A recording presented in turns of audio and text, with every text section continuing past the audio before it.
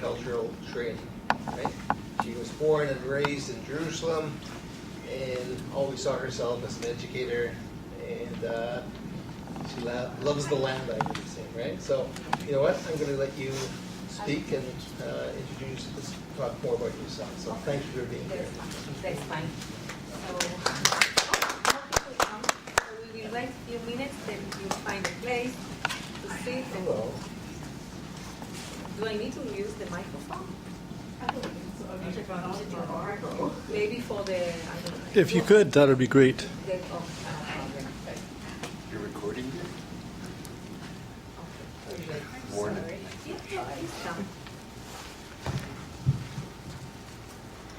Thank you, Jeff, and thank you everybody for coming. I know we have a competition with the Bat Mitzvah, with another events. I know it's cold to go to come in the evening time. Thank you for coming, I appreciate it. And people ask me for how long you are in Canada. So it's only 1 week, and I can't believe I started in Toronto in 1 week. I started in Toronto, we moved to Guelph University, London, and then Winnipeg, and then Vancouver, and then Calgary, and now we are here. And we met on the way so many people, and I'm so amazed and I'm grateful for the love and care you take to Israel, and it's not obvious for me. So it's so touching. Okay, so what we'll do today, tonight, I would like to tell you my story, and then we'll see a film about the Arava, and then questions. At the beginning, I would like to take you back to May 14, 1948, when David Ben-Gurion declared the restoration of the Jewish home of Israel, and he said, in order to be a realist, you have to believe in miracles. And that's the whole story of the Israel, and especially the Arava. It's a story of odds, overcome challenges, and make the impossible possible. Moti and I were born in Jerusalem. And 30 years ago, in 1986, we decided to move to live in the Arava. When we have the first baby, we decided that we want to raise our children in a small community, not in a big city. We were looking for a community that understands and appreciates values like Zionism, solidarity, taking care for the others. It means community responsibility, and fellowship. And that's what we did. 1986, we left Jerusalem. My mom cried. And we arrived to Moshav Idan. How to describe where is Arava? Have you been in Arava? Somebody? Yeah? Okay. So I think you will agree with me if I describe that you have to drive till the end of the country. When everything stops, turn left, continue down to the desert. This is Arava. And we arrived to the Arava. We were young. It wasn't matter for us that there is no doctor, no shop in the community, only 22 families. We have joy in our hearts. And we grew tomatoes and cucumbers and melons. And now we have only dates. We have dates farm, and it's the best time now to come because the harvest time is August, September, October. So that's the reason that Moti, my husband, can be with me now. And we arrived to the Moshav, and we have a baby girl, and 2 more sons later. And now the house is empty because the little one is in the IDF, and we are waiting them to come back. Our daughter just married, and she followed her love, as the same I did, because Moti is agronomist, and she lives in a small community. So I think we educate her to raise the children the same way we did. What is Arava? Arava is the name of the region, and it's a very small community, only 3,500 residents, living in 3,500, it includes babies and children, because no malls, nothing like here. We have nothing to do in the evening, so we do babies. 1,000 babies and children, and only 3,500 in 5 agricultural communities, 1 community center, and 1 ecotourism community. Many artists live there. It's new community, it's about 10 years. This is an agricultural area, and despite the hard condition, the harsh condition, the extreme weather, the arid soil, the lack of water, the geographic isolation, despite all of this, we are doing amazing, developed agriculture. We stand these days, we stand at the forefront of the international agriculture. And we are number 1 in desertification. We are a prime example in effective water use.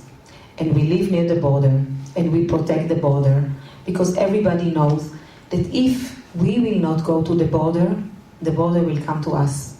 That's the reason the first pioneer arrived there at the 50s, found nothing, sand, and mosquitoes, and they established the United Community. When we arrived there 30 years ago, we continue, and our mission was to make the desert bloom. And that's what we did. And now the main source of livelihood is agriculture. We are only 900 families in the Arava. 560 of them are farmers, and we export 60% of fresh vegetables from Israel. 60%, only 560 families. The agriculture is very intensive. We work really hard, and we use the hot winter. We have an advantage, and we market all our products mainly to Europe, but also to the US, and maybe even you buy in the supermarket our dates, maybe our peppers, maybe. Yes. 22 years ago, based on what we have in the Arava, we decided to build school. I didn't mention that in the Arava we have also another strength, which is the R&D center. The R&D center is deal with the experiments in agriculture, but not just. As a dreamer, I can tell you that at the beginning we developed the agriculture, and now we start with pharmacological industry. So in agriculture, we try to find new techniques, new methods to grow, new varieties, new crops, try to find solution for insects or something like this. And we know how to do that. We gather the experiments for 50 years, and we know how to do that. But now we realized that plants that survive in the desert, maybe they have some advantage. And we start to research and try to find solution and answer for disease like cancer, like Alzheimer and ALS and more. It's just the beginning, and as I said, as a dreamer, I believe that we can bring some good news to the world, like we did with netafim and drip irrigation, like we did with BioBees, if you heard about it. Do you know about it? So I will tell you about 2, I think, main important innovation that we have in agriculture. The first is the drip irrigation. Did you hear about netafim? Yeah, netafim is the biggest company that market the drip irrigation. What is the drip irrigation? It's a symbol how we see a difficulty, and we try to think as it's not a difficulty, it's a challenge, find a creative solution. The drip irrigation is a pipe with holes that give water only to the roots of the plant. In that way, you save water, because we don't have enough. And if we talk about water, so I can tell you that the Arava is not connected to the Israeli system, the water that comes from the Lake of Galilee, the Kinneret. We have our own wells, and we have to drill very deep, 1.5 kilometers. Very deep, very deep. And also, when we have rain, and it's very, very, very little rain, here I guess it's about 1,000 millimeter, maybe more. So in the Arava it's 30 millimeter. But when it's rainy, and it's heavy rain, everything floods. So we build reservoir to catch the water. And then we pump them, and we enrich this water enrich the aquifer. Yeah. The other innovation, we have much more, but the other one is the BioBee. It's a special bumblebees that do the pollination. When we arrived, you heard? Okay. Okay, so the factory is in kibbutz Yad Mordechai and kibbutz Tirat Zvi in the north, and they found that a special one, I don't know how to say, but special bees that they know how to do the pollination. They come to the flower, they shake the flower. I remember the time that I was a farmer at the beginning when we arrived to the Moshav. And I used to go to the flowers and with a machine in my hand and do like this. And after one day, I came back like this. And the whole body shake. So the same we did with agriculture. We hope to do with the pharmacological industry. Based on this knowledge and based on what we have in the Arava, we decided it's not enough. It's not enough. We decided that we need to give back to other nations. We decided that sharing knowledge is important because we realize and we know, everybody know, that the world population, the global population now is 7 billion. In 30 years it will be 9 billion. And we know that every day we have 360,000 babies. And we know also that 800 million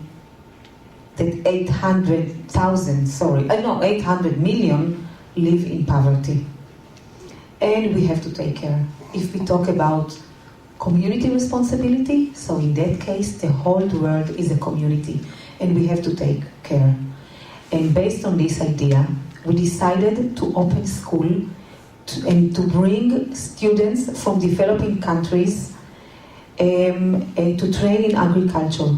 We started it, we established the school, the name is ACAT, Arava International Center for Agricultural Training, and I'm the director from the beginning for 22 years. We established it in 1994, yes, it's 22 years. Every year we get permit from Israeli authorities, Ministry of Foreign Affairs, Ministry of Agriculture, and Ministry of Interior. And we accommodate 1,200 students from developing countries, mostly from Asia, but also from Africa. And students are coming from Thailand, Laos, Myanmar, Nepal, Vietnam. When we started a cooperation with Vietnam 16 years ago, there was no embassy in Israel. After 5 years, they opened the embassy in Tel Aviv because we had cooperation. We also have students from East Timor, a very, very small country and young. We have students from Indonesia, a Muslim country that Israel even doesn't have diplomatic relationship. And we have students from Ethiopia, Nigeria, Rwanda, Uganda. And next year, we just start cooperation with India and Kenya. So we are going to have 2 more countries. These students, we provide them a theoretical and practical studies in different programs. The main program is for diploma. And these students, we recruit them from universities in origin countries. They are undergraduate students. They come to Israel. They stay with us the whole agricultural season. It means 11 months. They arrive in August, when it's very, very hot in the Arava. And it's the planting time, and they grow with the plants. And we suit for them a special study program that I can divide to 3. we have subjects in agriculture, like vegetable production, flowers, plant protection, post-harvest, and aquaculture, and others in agribusiness. It's about farm management, because it's not enough to just to grow. It's very important to calculate and to know how to do the marketing.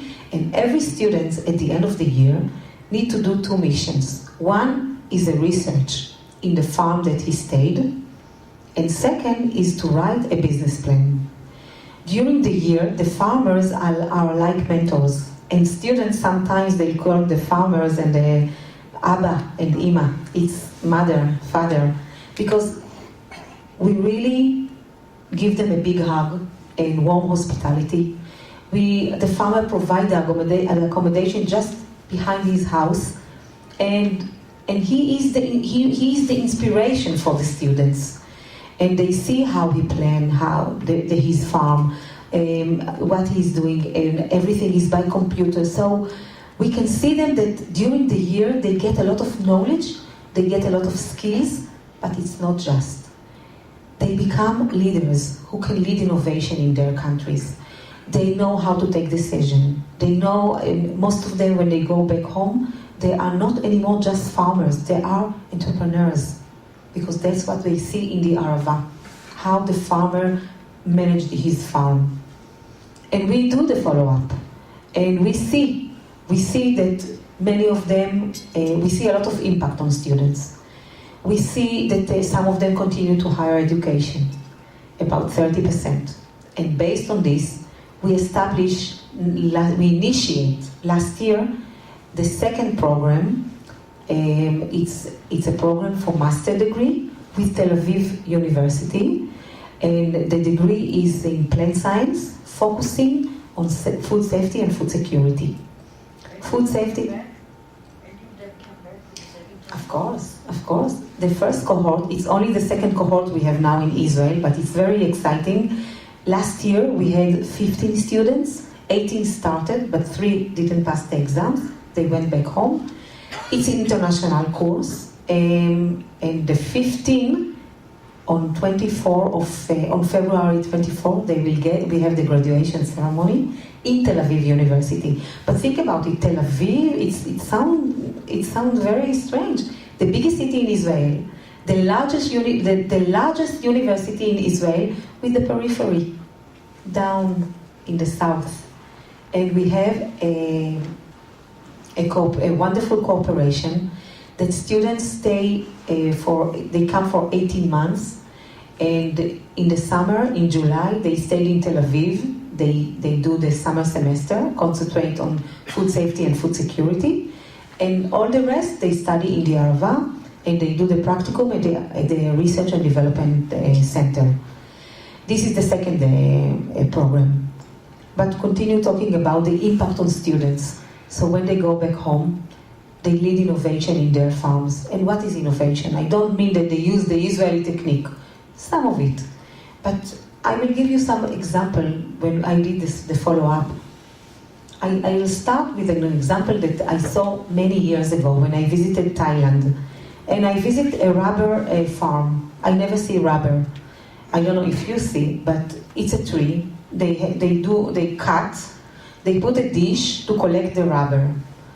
I, as an Israeli, I ask always questions, and I ask them, why only one cut? Why you don't do more? You put more dishes, you have more rubber, you can have more money, you can give more good education to the children. So my graduate said, this is what my father did. I asked him, please, maybe you can call your father. His father arrived, and I asked the same question, and the answer was the same. This is what my father did. And then I realized that they think in a different way. And even, in these countries, they teach in a different way.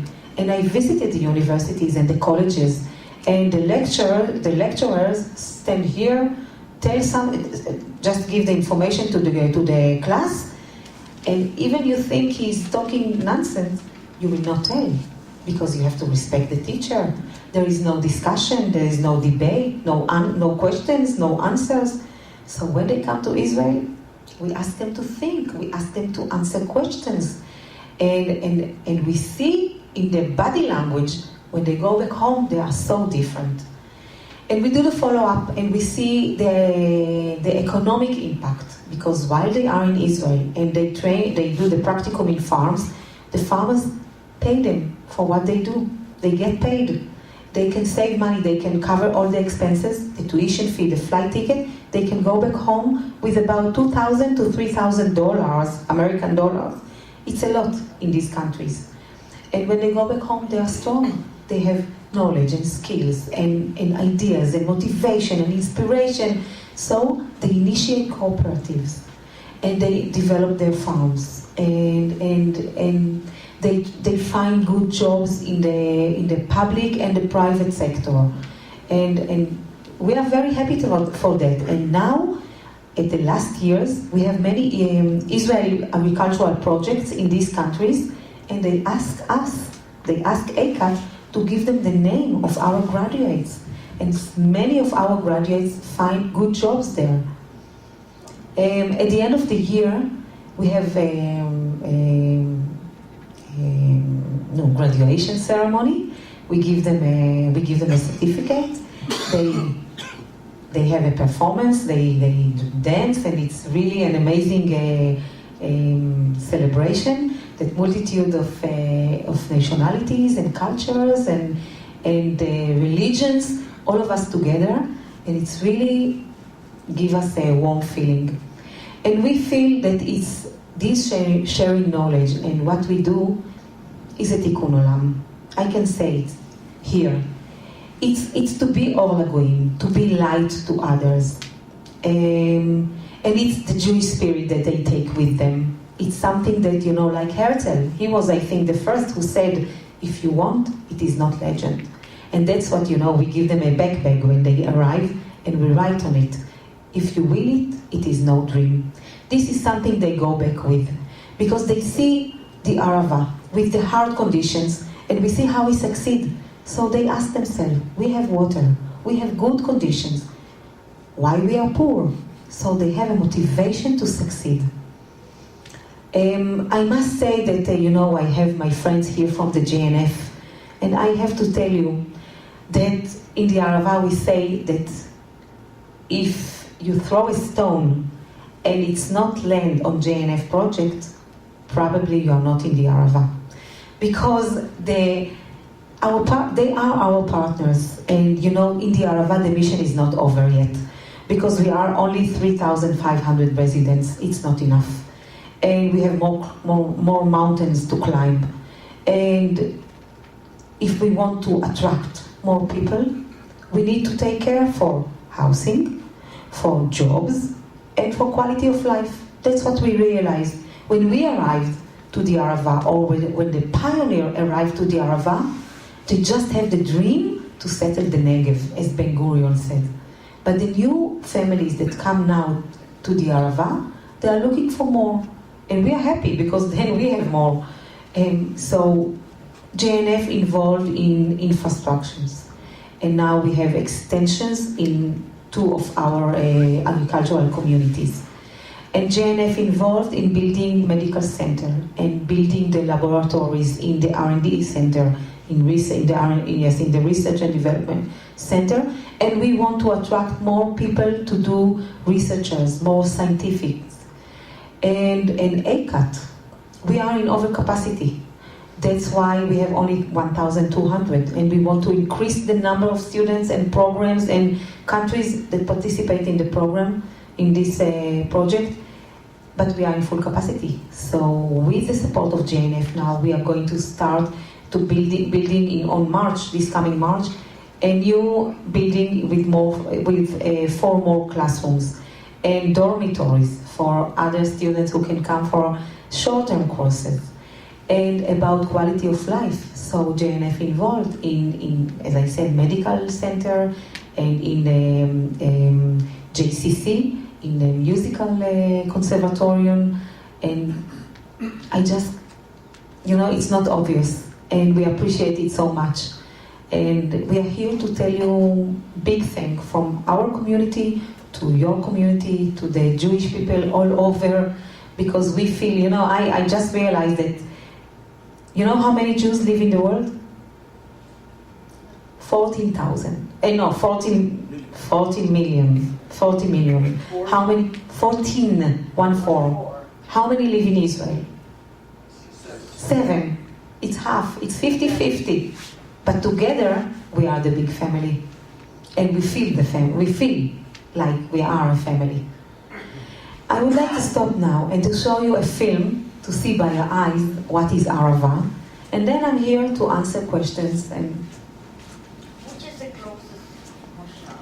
the closest, we are the most isolated area in Israel, and we are about 80 miles from the nearest country, which is Beersheba, or Eilat in the south.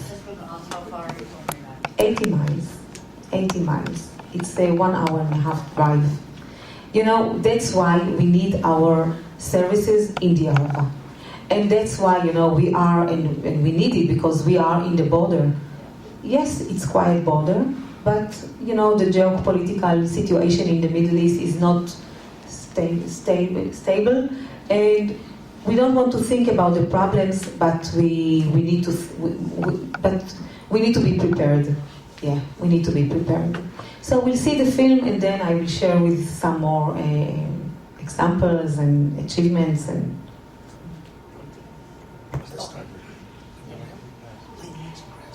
Land of ancient scenery, enchanted and arid desert, dry, wind-borne soil. This is the Arava, my home. I have been rooted in this soil for 925 winters, a solitary jub plum tree on the banks of Hatseva Spring. A very long time. I still remember the camel caravans loaded with perfumes and spices that used to stop to rest under my branches. This was the route of the perfume road, the only road connecting the Arabian Peninsula to Europe. It was a difficult and dangerous road, so the ancient desert dwellers built protective fortresses along this road and inns for travelers. Hundreds of years elapsed. The caravans stopped, leaving in their wake crumbling ruins and echoes of memories. It is difficult to live in the Arava. Even flocks of birds migrating from Europe to Africa don't stop to rest here. Only the Arabian babblers keep me company. These are special songbirds that live here in a flock and help one another raise their chicks. If you wish, you can try to feed them, but I'm getting ahead of myself. After hundreds of years during which no one lived here, I began to hear new voices in Hebrew. That was David Ben-Gurion, Israel's first prime minister. He knew that populating the desert was essential for Israel's future and moved to the Negev himself. In his footsteps came the settlers, a small group of youths, all striving to make the Arava on the Jordanian border blossom. But the Arava does not give herself easily. The weather here is extreme, and that's not the only difficulty. Once, many centuries ago, the entire region was underwater. When the sea receded, it left behind only chalky, dry, and salty soil. Nothing could grow in this soil. So to grow anything here, we have to transport soil from other areas and develop creative solutions.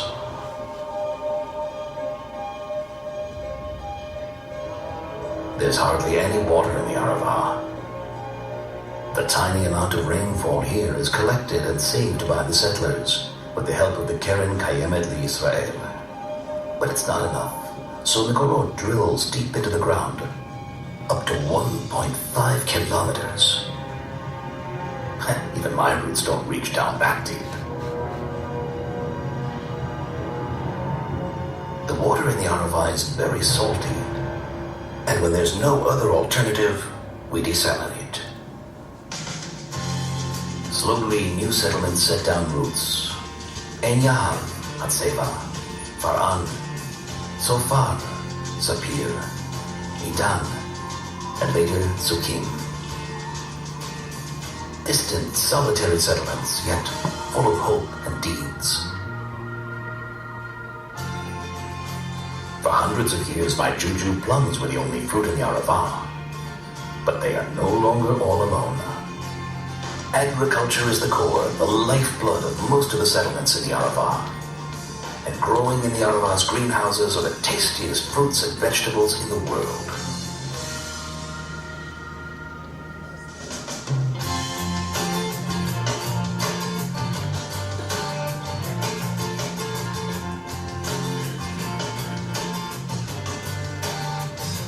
To grow something here, farmers need to create habitats with conditions that suit each plant exactly. They must heat them during the cold winter nights and cool them by day.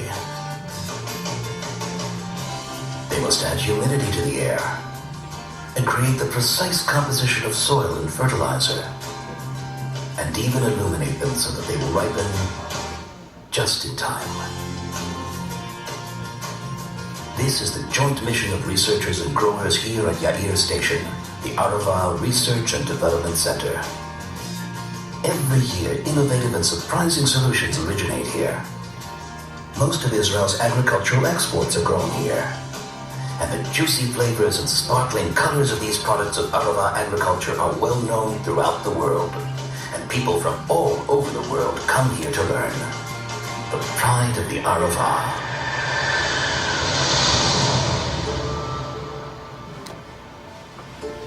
Ages and ages have elapsed since I came here, and today for the first time I see a new generation coming to the Arava to stay. A generation that clings to the soil and learns to live in harmony with nature. Slowly they grow, develop, and blossom in the Arava. This moves me, and not only me. Many people come to visit and experience the Arava, its landscape that hasn't changed for thousands of years. They come to sense the history, both old and new. Its peace and endless tranquility unlike anywhere else in Israel. It's special people who transform nature's work of art into their personal creation. I have been here for 925 winters, but even trees don't live forever. But today, I know that life in the Arava will continue. My home.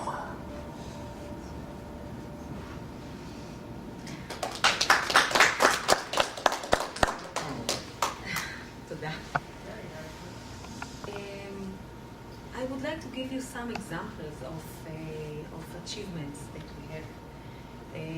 And I will start not an achievement. Land of ancient scenery, enchanted and arid desert, dry, wind-borne soil. You like it? You want another? One more time. And I would like to share with you one of the moments that I realized that we really inspired people. Last year, there was an earthquake in Nepal. If you remember, it was April 25th, Saturday. I remember the first call from my students, and they were in shock. Then they got information, with the Facebook and with the mobiles. So they got information about the earthquake, I think 10 minutes, 15 minutes after it happened. And we had in the Arava 160 students from Nepal. 100% of them lost their homes. 100%, because they come from a province that was at the center of the earthquake. So we support them at the beginning, and we bring a professional team to talk to them and to encourage them that they will go back home. First we just cry with them and make some ceremonies, and after a few days we decided to let them think about how to rebuild their homes. And we extend the time, the period that they are in Israel, and the government gave them 1 more year to stay in Israel. And one day I passed the class and I heard Bino, the group leader, shout on the group. It was about 2 or 3 weeks after the earthquake. And I asked him later, Bino, what happened? Why do you shout? And he said, I'm ashamed with my group. I'm ashamed with my students. I said, what happened? And he said, what did we lose? Some houses, some buffaloes. You know, the earthquake was during the day. Most of the people were outside. So we have to look at the positive things. And okay, it's houses and buffaloes. But look at you, the Israelis. Look how you know, we've been in Yad Vashem, and we know your history. We know how you raised from ashes. So that's what we need to take from here, and not to continue cry about houses and about buffaloes. I must tell you that I'm a second generation for Holocaust survivor, and for me it was so important to know that never ever again, but we are inspired people, and we give them power to go back home, even they have a disaster, even they are in a very hard situation, but they can get the encouragement and they can get the inspiration from us and go back home to rebuild their homes. And then we decided together with JNF to build a school in Nepal. Yes, to build school. We got a donation from JNF, the USA, and we decided to build school in this province. And school that our graduates could train, could teach, and could train, yes, others, especially in agriculture. This is one story. We have so many.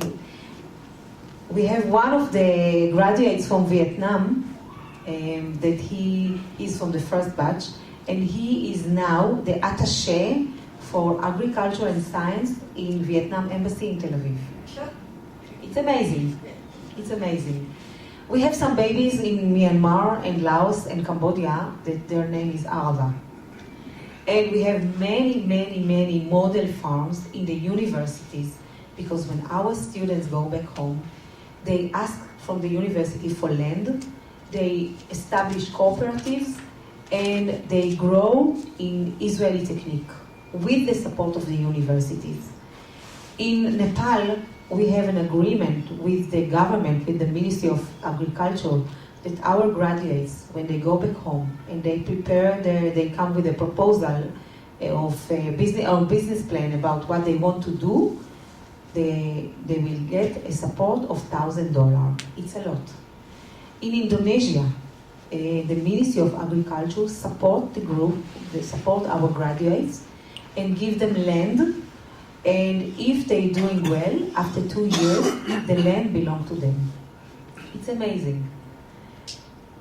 If you have any question, I'll be happy to answer. Does the world know that all of this is happening?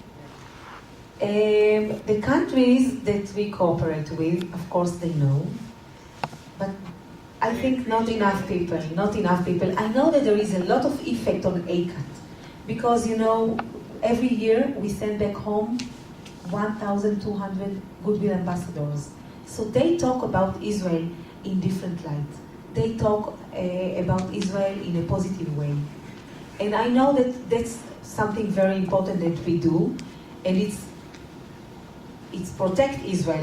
If we think about how to strengthen the Arava, it's inward to bring more students, for more people to live, and outward is if we can change the world opinion in what they think about Israel. And also, I think ACAT promote the aim of feeding the world. So think about it, how a small community make the world a better place. So we try to talk about it in different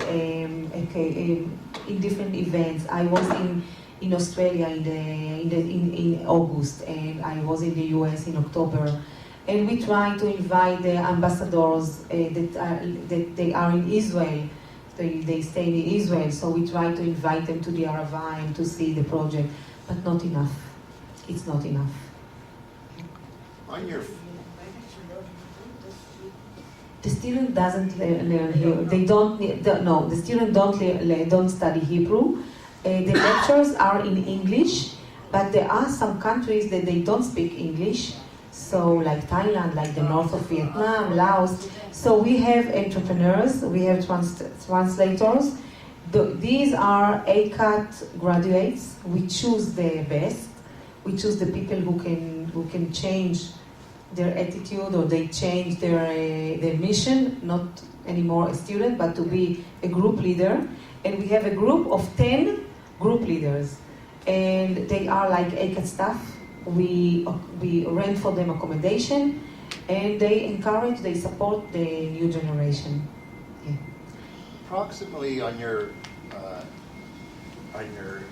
farms, what's your ratio between what's grown in a greenhouse and what's grown actually in the land or on the land? When we arrived to the Arava, I think 20% were in open field. Now, after 30 years, 90%. 20% in 90% was open field. and 20% was in tunnels. No, yes, you are right. I mixed it. So 80% were we grow up in open field. Now it's changed. It's 90% in greenhouse, net house, tunnels, and 10% in open field. Yeah. The main crop, I just will give you some information. The main crops in the Arava are vegetables like pepper, sweet pepper, hot pepper, tomatoes, eggplant, watermelon, melons, and we have also dates, mango, grapes, and few farms they grow flowers, and few farms they grow ornamental fish. Are they got special flowers that they grow for export? Flowers is 100% for export. We send it to the auction in Holland. 100%. Yes. What flowers do you What flowers? We have static, we have gypsophila, we have limonium. That's it, I think. Yeah, not roses and not. It's. The dates would be outside, obviously, fig trees, right? Yeah, very long. Mangoes also on the side? Or Yeah, mango outside. Only the grapes is under. Is only grapes is in the greenhouses. Yes. But no wine, because this grapes is only for a table. It's because it's not cold enough to to have grapes for wine. You need different weather. So our grapes. I think you have been a farmer in your. Well, You know. I'm suffered. Okay. 1930 that I was growing up. Yeah. I Yeah. go there every. Wow. So next time you come to Arava. I'm sure you would. Okay. Hopefully I've been able to be. Of course, you will come Well, to I don't know if I ACAT. can You will travel. come to ACAT. I'm only 93. I don't know if I can. Only, drive. so yeah, you I think I can can. drive it. I think it's last year. Amazing. Hopefully I will. Okay. I'll try. Okay, all of you, please come to the Arava, come to be ACAT guests. And the students are so happy when people come to see them and How do they transport the produce to Europe and places like that? By plane or by mostly by ship. ship? Yeah, we have varieties that they have a long shelf life, so mostly by ship because it's cheaper. Otherwise, by airplane, it costs a lot of money. But we do also with the Didn't Israel come up with something, it had something to do with trucks and keeping produce in it so it stays? There was something I remember. in trucks. Yeah, We send the products from the Arava to the airport by cooling trucks. But from the airport or from the port, it's going by ship or In containers. something. In containers. in containers. Yeah. Put in containers. Yeah. Yes. Mhm. How old are your kids? Our Grown kids. ups, yeah? Yes. Our daughter, Nitzan, is 29 years old. She got married in last Lag BaOmer. And she lives in Moshav Shafir. This is another small community. And her husband's name is Nitzan too. It's funny. Our son, the second one, is 28. 28, yeah. At the beginning, I told you we did many babies. So he's 28 and he's a chef. And the little one is 20. And something very special. Our little son, he finished high school 2 years ago, but now about 50% of the Arava youth who graduate from high school, they postpone the army in 1 year and they volunteer in different places in Israel. So our son, he volunteered in Tel Aviv in youth in risk, in a dormitory for youth in risk of children that they take them out from home by court. And I think he gets more than he gives to others, yes. And now he's in the army, in the IDF. Yeah. Yes, please. I'm trying to understand what your message is. And by that I mean, I'm listening to the talk and I'm feeling very sad. I'm feeling sad because you're in a very isolated area. Yes. It reminds me very much of where you are now in Alberta, Canada. And 100 years ago, Jews came here. This was a terrible place to come to. You go to New York, Baltimore, all sorts of places, Montreal, Toronto, Ottawa. And people that came here, they came here, some of them as settlers, they were given some free land to work the land. Some Jews left, they couldn't live here. So you're in an area where you're doing such wonderful things for people around the world. You mentioned Tikkun Olam, and we're strong believers of that. But I'm sitting here thinking, maybe tell me about what the Israeli government or the people of Israel are saying about immigrants coming to Israel. Would immigrants be not focused, but would they be required to come live in the area you live in to help that area grow? We know that, of course, you want to have Jewish people live in the state of Israel.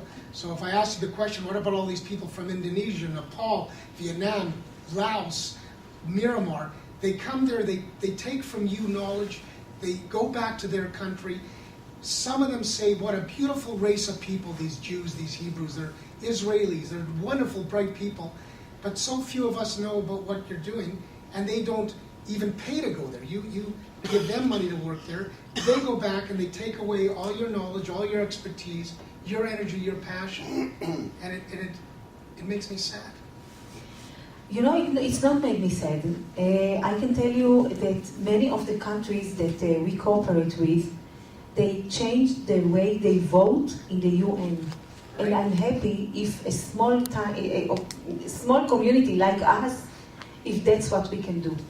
I'm sorry that not many people know about it, but I think we changed the world opinion about Israel, especially in these countries. And right, I so know East Timor, you believe that when they go back, 50 students go back to their country in Little East Timor, they will tell the people there, this nation, they're not like the Iranians, they're not like the Syrians, they're not like Bangladesh. They are people that are good people, and you believe that they'll tell their people, let's listen to these people, okay? I know that it happens. Okay. I know, and I invite you to visit the Arava, to meet our group leaders, and to listen how they talk about Israel. And when they go back home, some of them are Muslims. And we have students that their parents didn't allow them to come. And now they change their mind. You know, Tikkun Olam starts with one person. And we cannot change the whole world, but that's what we are doing. Okay. We start in small. That's what we can do. Our community, and it's a lot. I think it's a lot. So I'm not sad. No, then that's wonderful. I'm that's not good. sad. That's wonderful if you are seeing that you're ambassadors to the world and being ambassadors for Israel in your small area of Israel, then that's fantastic. Yes. Good. Yes. Well, kavod. I agree with you that more people need to know about it. I think we need to use it for our advocacy.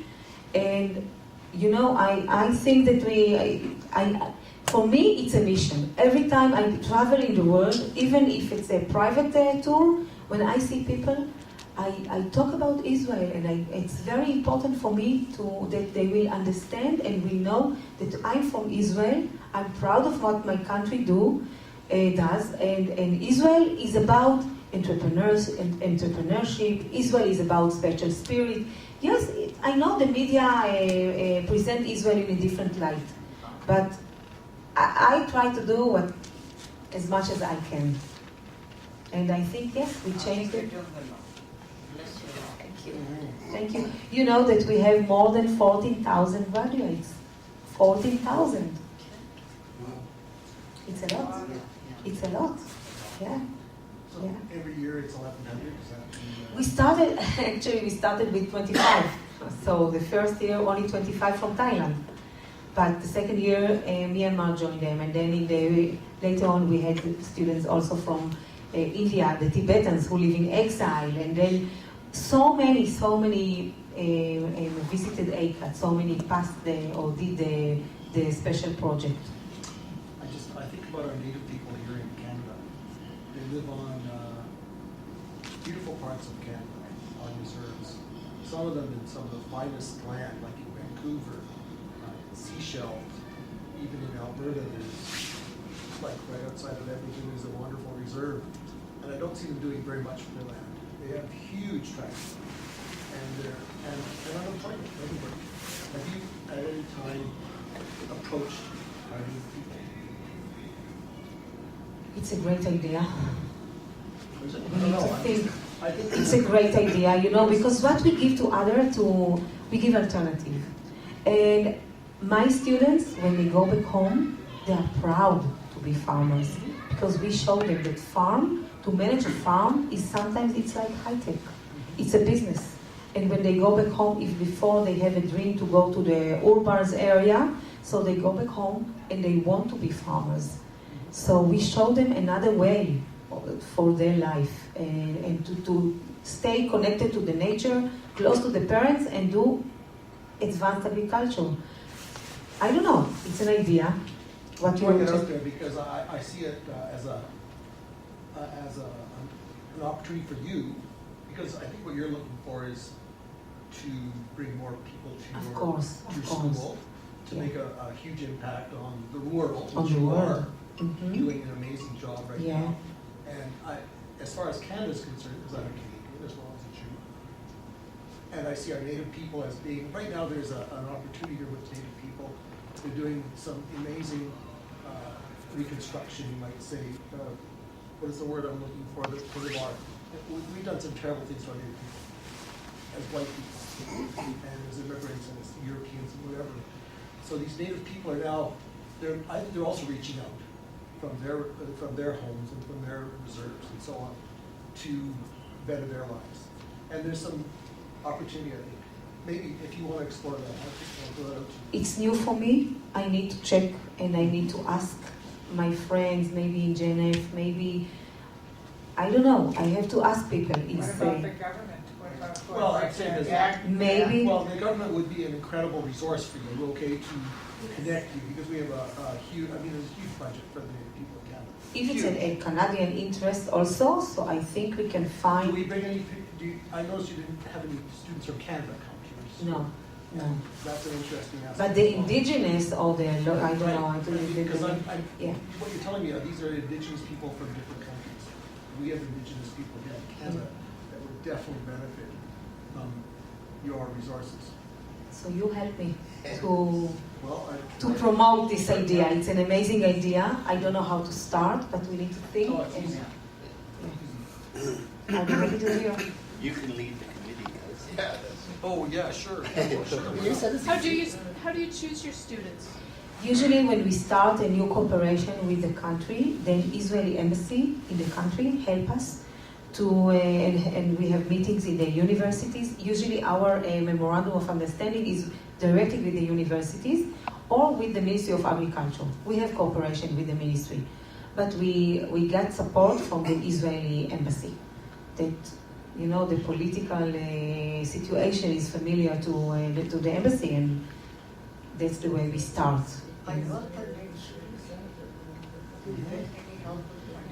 Israel government give only the permit, only the approval visa.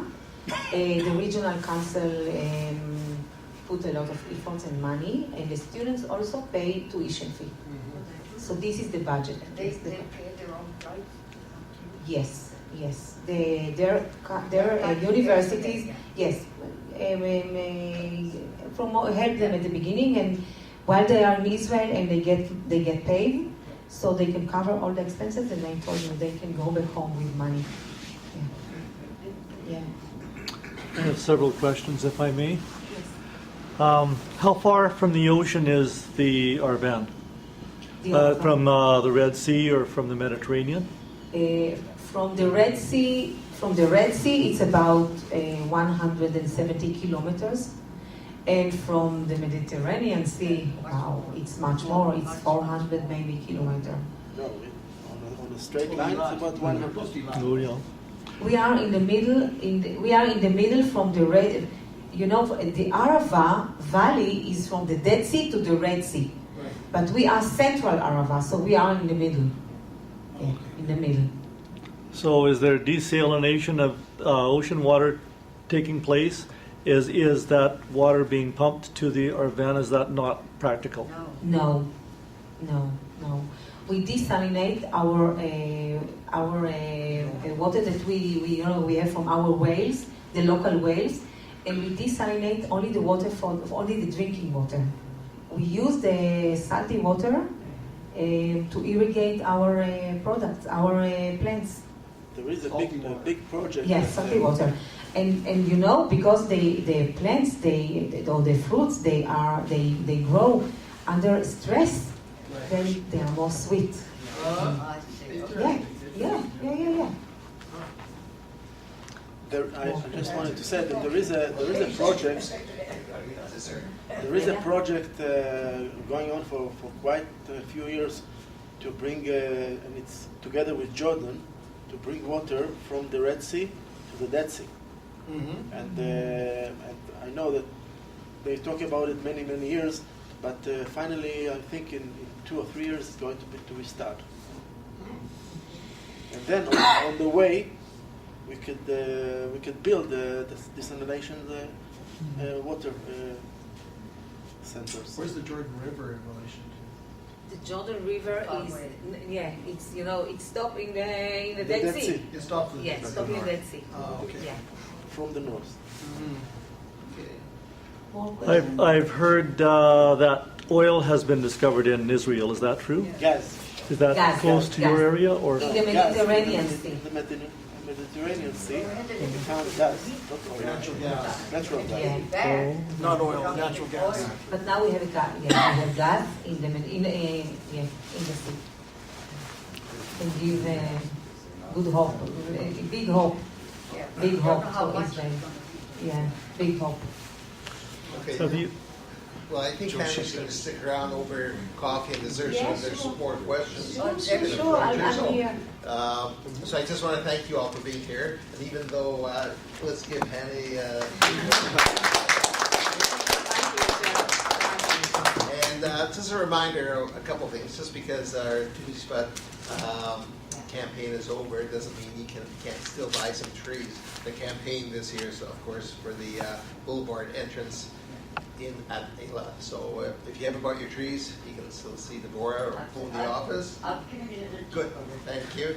And also just a reminder that if you're planning on visiting Israel in the near future, we do have, JNF is coordinating a few trips. One is the JNF, I mean not just for you, but you can spread the word. There's the university mission in May 5th to the 5th is the JNF University mission. In July is the JNF Future trip for the young adults.